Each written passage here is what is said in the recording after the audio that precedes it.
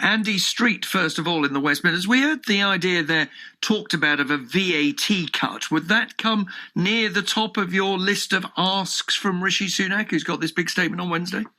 Actually, top of my list, Nick, would be stuff that will immediately protect jobs and traineeships. So what we've heard overnight is encouraging. I would be talking about incentives for apprenticeships as well, because they're rising nicely in the West Midlands. We want to keep people in apprenticeships, and they, of course, give a really good qualification, a career for life.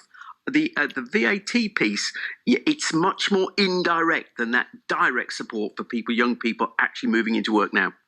Does it surprise you at all, Andy Street, to learn that, according to this report, it is small towns, well, not small, not that small, is it, Walsall, but towns like Walsall that were badly hit in previous recessions, which are just once again in the line to be hit again? Well, I have mixed feelings about this, because if you look at the lesson of previous recessions, it has tended to be the post-industrial towns that have taken the brunt. And the West Midlands has bounced back really well since 2008.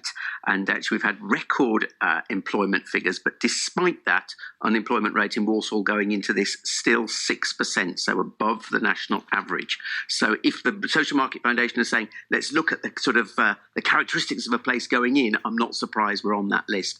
But the thing that's really got to be addressed to determine future success is the skills and qualifications of the local workforce. And we're a bit behind the national average in terms of qualifications. So again, I say the thing that's really got to be done is thinking about the training and the retraining and getting people skills, for example, in digital, in construction, in green energy, which will provide the jobs of the future. And we can do that in Walsall, a brilliant college there. I want a chance to put to you both the big news this morning, which is about £1.5 billion package of support for the arts.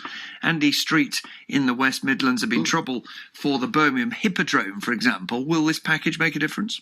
I hope so. So just tell the story of the Hippodrome. It's actually arguably the most successful theatre in Europe, the highest number of tickets sold per year of any theatre in Europe. So this is an incredible institution, currently consulting with about half of its staff for redundancy. So there is no question there needed to be a cash line quickly. So the key word there is let's get this to the front line speedily. But the bit I also want to see is how this is going to support individual freelance performers, contractors, because it's they that make up the whole ecosystem of culture, not just the big institutions.